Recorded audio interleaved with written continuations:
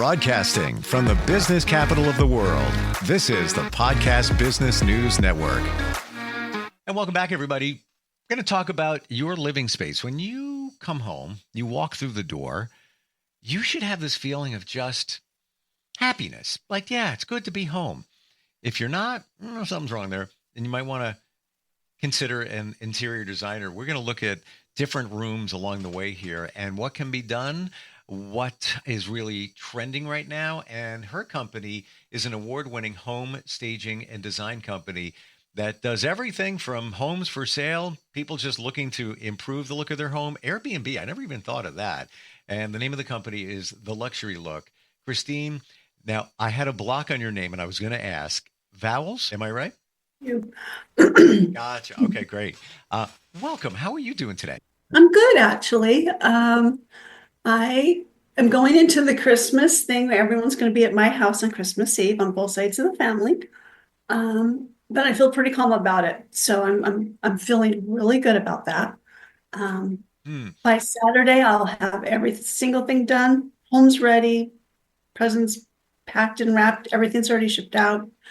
So I did that this year so that I could actually enjoy having everybody here versus, stressed and then drop after they all leave. So I'm trying a different concept this year. Love it. Love it. I wonder about this. You being somebody in the design area, do you consider what people are going to think when they come over? How things look, how even just right down to, because I got to believe you're kind of particular and detail oriented, right down to the table setting, that kind of thing. Is that on your radar? Well, I have always done the holidays to the max with the dishes and the special napkins and the goldware and all that. So the kids actually love that. They know that when they're coming over here for Christmas, that's what they're going to get. Normal day living, that's not how we live. And yes, so when strangers come to my house, I feel like I'm being judged. But the crazy thing is I find that people don't want to invite me over because they're afraid I'm going to judge them. And so it's really, and I've had a lot of people say that. And I said, if I'm not hired and I'm walking in, I can turn it off just like that. I don't go in to judge other people. But I feel that people do look at me. My home, I would love to update it. It's great condition, but I don't have time. So it's like my house. Believe me, I totally get what you're talking about. It's like I have a marketing company, and I'm good with my current website, but it's aging out a little bit. And I'm working on maybe updating it, but I work on everybody else's. Same thing with social media. I'm doing everybody else. So I totally get what you're talking about. It's like yet I have a friend who's a carpenter, and you go to his house, crown molding is just hanging off the wall. Because he's so busy working on everybody else's, you kind of put you aside. But Kristine, I never thought of that people might think when you go to their home that you might be judging what they have there. I don't like that because it's not who I am. I mean, I personally wouldn't do that anyway. But, and I hate it when I'm at a dinner table and they're like, so while you're here, can we go into this room? And I get that all the time. And my whole team does. They call me and they go, well, I spent Christmas Eve helping them with their house. Yep. I'm like, okay, that's normal for us. It's almost as if you were a doctor and somebody says, oh, yeah, Kristine, while you're here, can you take a look at my throat? Because I feel scratchy. And maybe you can write me a Z-Pack. I totally get it. Wow. Fun. It's fun. I'm glad that people feel they can ask. And I don't mind being honest. Well, they respect you. Oh, they wouldn't be asking, at the same time. Let's go to a room. Let's pick a room. How about the bedroom?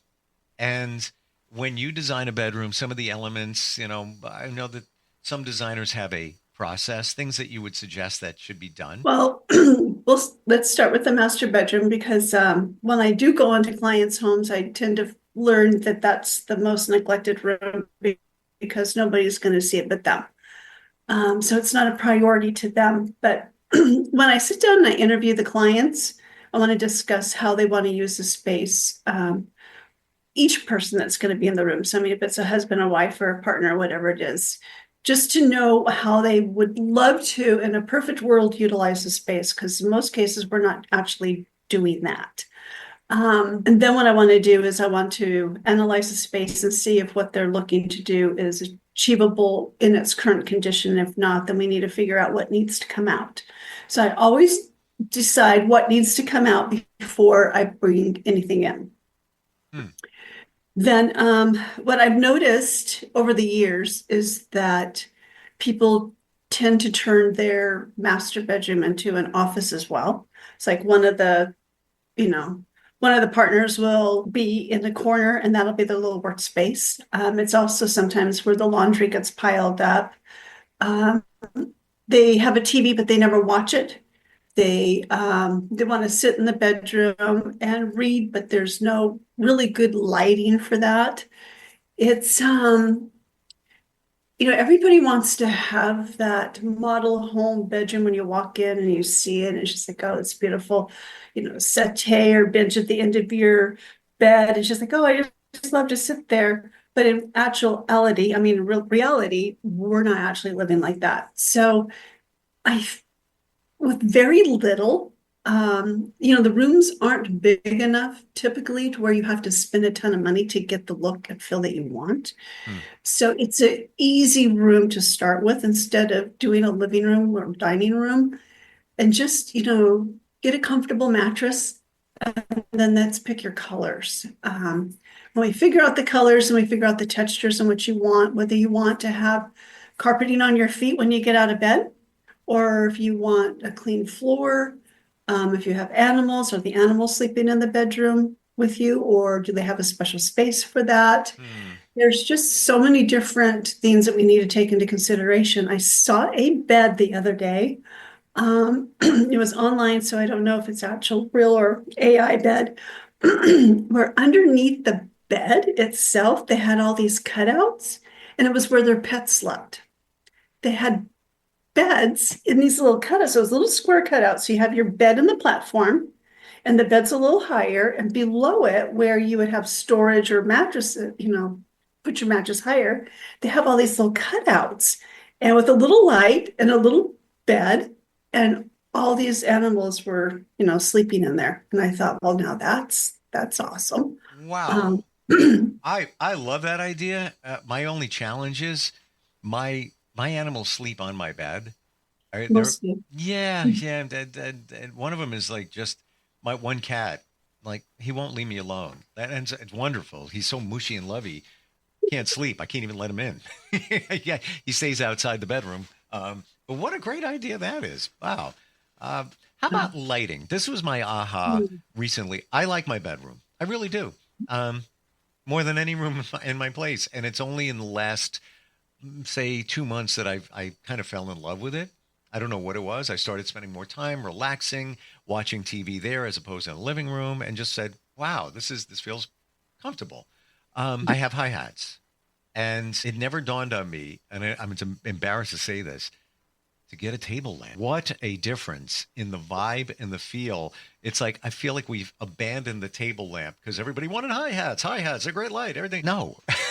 It's such a warm, comforting feeling to have just regular table lamps, right? Yeah, I know. So I started a new routine this year where I really would like to end my day with some sort of educational book, something for my business or me personally. Sure.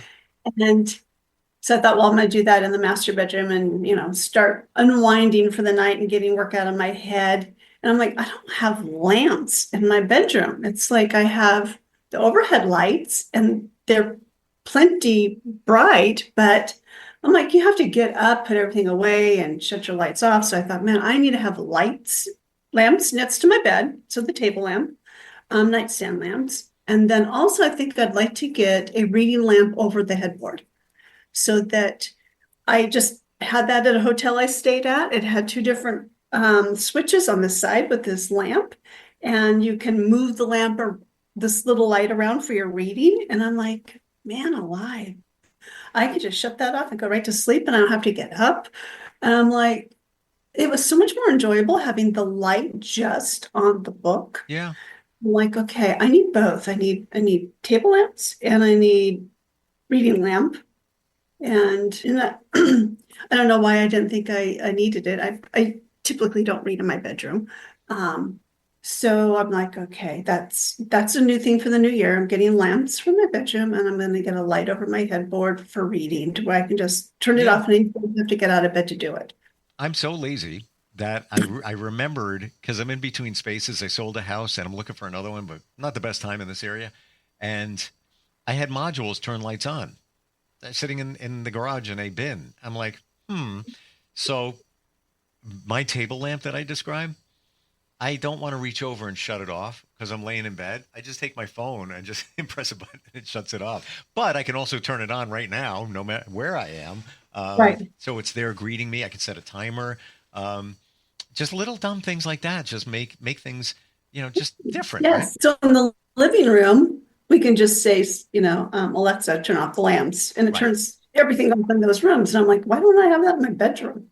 I'm Right. like, I only have that in the living room. I'm like, okay, because if you're in the living room, you have to turn it off regardless. And I'm like, so I should have, really put that in the bedroom where you don't. You can crawl into bed and then tell it to turn off the lights. So just those little simple things that actually make life a little bit more pleasant that we don't think about.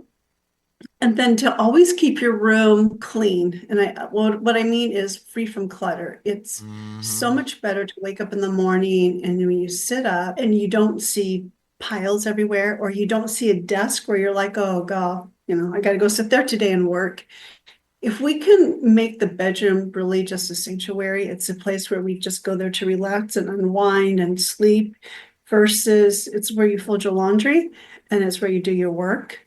I think that separating that, sometimes we don't have the space in the house to do that, but I think it's better to try and move those activities outside of the bedroom and just have the bedroom solely for sleeping and relaxation, or even curling up in a blanket and watching a movie, but something that is just all about relaxation. What about the psychology of this? Now, I think that you said when you start, you remove things and then put them back, Mhm. as opposed to the other way around. Yes. Did I hear that right?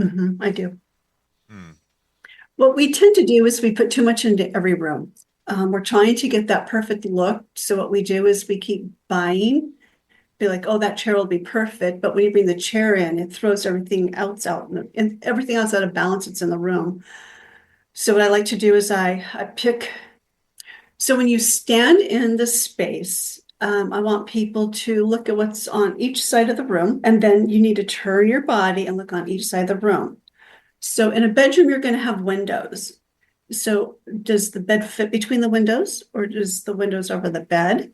Will you have lamps in front of the window, or will your headboard be in front of the window? So we want to free up those spaces. We really don't want to block the windows if at all possible. Sometimes it's not possible.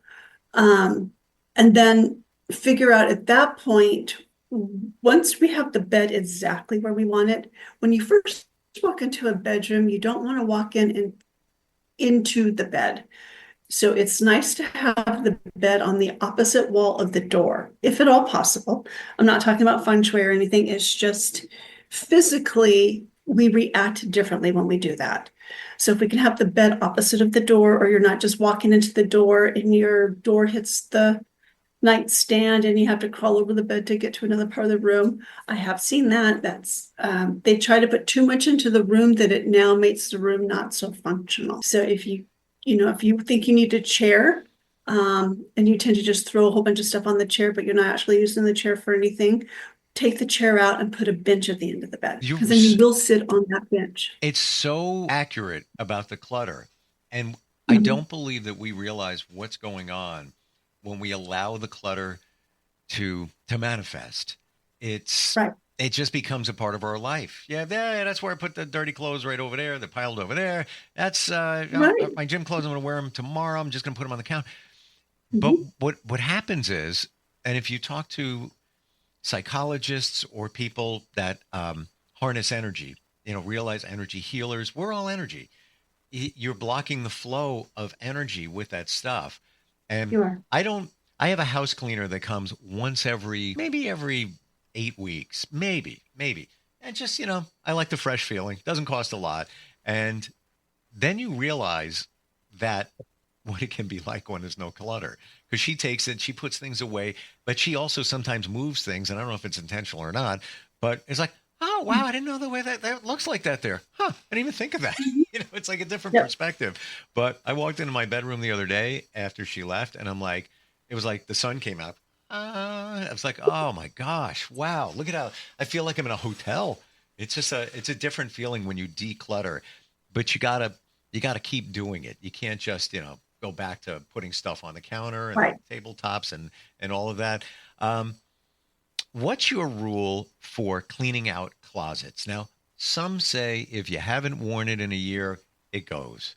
Do you have a rule of thumb on that? So this year I redid my closet, and I did it completely different than I've ever done it before. And I've really enjoyed how it, it's come out. It's not a huge space. I would love to have had a much larger closet, but at the end of the day, it's not really necessary. I don't really need it.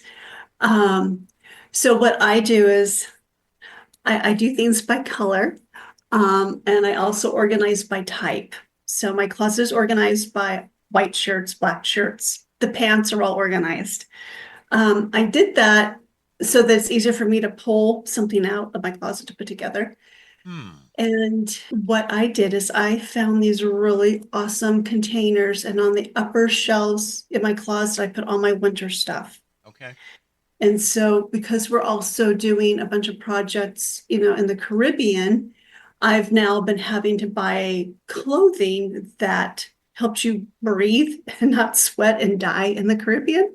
So the clothes that I would wear here in Arizona is not conducive for wearing in a tropical environment. So I've had to buy the cotton stuff, and I've also purchased clothing, more information you needed, that I can be in the water and out of the water, and it's like clothing, so it dries fast. So I have a whole area just for that now, Hmm. where those clothes go in.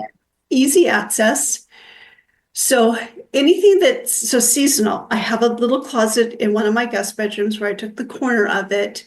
If it's winter, it goes in that area. When fall comes, we change out the clothes. I take all of those, put them in the spot, and then I take out the summer stuff and I put it in there. And I just leave that one spot. So literally it takes me less than 30 minutes to change out from one season to the other. And then Wow. when it's the winter stuff, I have that all up top, and then I bring it down and I put it underneath the clothes on the floor so I can pull out the drawer and just pull the sweaters out. So I Hmm. have been doing that. And on my shelves where I used to just store just catch-all stuff, I made one shelf where it was all my perfumes, stuff that kind of like my evening routine and things like that, room sprays, lotions. And then I have all my purses. And then I have these little cool containers that I um, labeled for anything that's like a special event that will be pulled out. So it's not taking up space. How the real One of the things I like to say is if it takes up too much real estate and you're not using it on a regular basis, like having a guest bedroom for the possibility that your children might come once a year, that's too much real estate that you're giving to that possibility. So if you've got too much real estate being taken up in your closet for something that you're going to wear maybe once or twice a year, that needs to not be in your closet. You need to find another home for that and bring it back in, or just use it when you need it, but not have it in your closet. So I really Wow. analyze, what do I use on a regular basis? What do I utilize for work, play, weekends? That's in my closet at all times. Every single thing else goes into another closet. Um, did you say you grouped them together by color? I do. I'm sorry. Yeah. No, Yeah. It's so, I feel I mean, I'm calm when I walk into my closet now. And everything that comes out of my closet, no matter what it is, whether it's a pair of shoes or whatever, it always goes back to the same spot. I do the same exact thing, and that's key. It's so funny because I went to a thrift store recently. Big one opened up in our area. Everybody raves about them. fantastic, blah, blah, blah. But here's the thing. All the clothes are grouped into the same color. So here's a rack Yeah. with all the reds. Here's all the blue. Here's all the yellow. But the challenge is they're all different sizes. So you have to go through to find your size. Like, it doesn't make sense. I'm not getting it. I don't know why. That doesn't work. Yeah. It's No. supposed to be separated by size too, but Right. But in your for closet, retail, it's it is different. yeah, it's it's your size and it's in the, but it's interesting. I group my jeans together that way. So I might have dark denim and they're together. I might have the medium denim, then I have the lighter denim, and I put them all, they have their own place. But the organization, I think, is better psychologically for all of us. Same thing about the clutter. Yeah, it takes the stress out of getting ready. And it also makes it easier for me. I can just go pull out what I know I'm going to wear the next day. I mean, in one day, I could change my clothes 3 times, which sounds crazy, but I could have a client appointment and then we might go tear down a staging and then take that to the warehouse. Well, I don't want to wear, a silk shirt to go do that. Totally get it. And then the evening I might go to the gym. Or go out to, dinner or something. So I just throw a pair of jeans on. So I can sometimes change my clothes multiple times a day. And so what I do is I just go in the night before, I pull everything out, I have it hanging there, and I just walk in. I already know what what I want, but it only takes me not even 5 minutes to pull everything because I have my jewelry all in baggies. I've taken all my jewelry, put it in these little tiny little bags, and they're in a drawer now by color and type. So literally I just walk in, I grab my jewelry, I grab my shoes. It's just, I love it. Before it was just like, oh God, I have to go dig through the closet to find something. And then I would always wear the simplest, easiest thing to get to because it was the thing that wasn't tucked away. Now since I've done that, I'm just like, man, have you been shopping? It's like, no, I can actually get to it now. It's like, I've had this in my closet forever and I just never wore it because I couldn't get to it. So now everything is just accessible and I don't have a large closet. So for you to be able to have that much organization in a smaller space, it really takes the stress out of life. You are more than just a interior designer. It's almost like you're an organizational professional or a coach or something.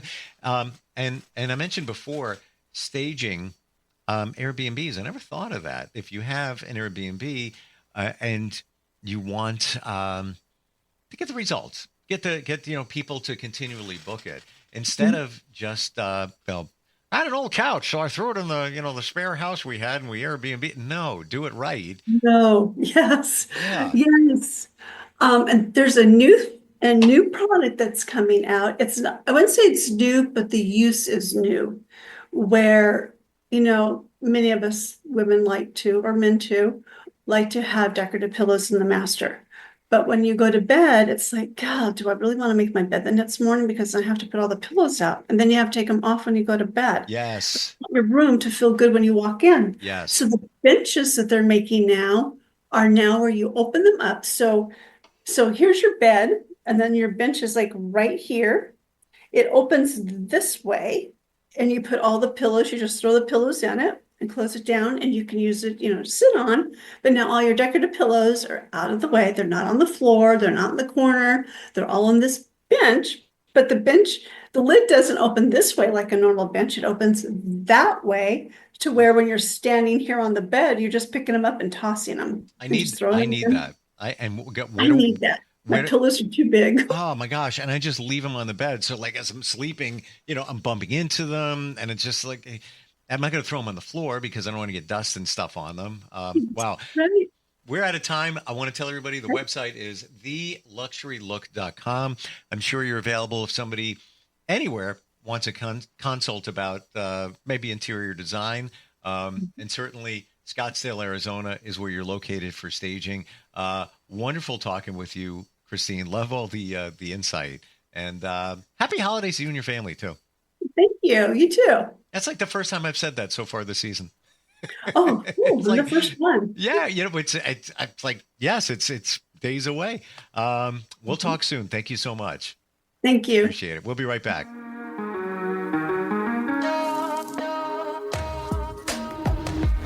Broadcasting from the business capital of the world, this is the Podcast Business News Network. Hi, this is Terry Crews, actor, former football player, game show host, father of 5, and all-around big dude. I'm also an expert on drama. I know all kinds of drama. There's the good kind that comes with having a house full of kids. There's the bad kind like season-ending injuries. There's the necessary kind like having an agent in Hollywood. And there's silly drama like the drama around my percolating pectorals. And then there's the drama you can skip. Skip the drama that comes with not having your high school diploma or equivalency. Find free adult education classes near you and finish your high school diploma. Visit finishyourdiploma.org. Or text diploma to 97779. Message and data rates may apply. Reply STOP to opt out. That's diploma to 97779. And leave the drama to actors like me. Brought to you by the Dollar General Literacy Foundation and the Ad Council.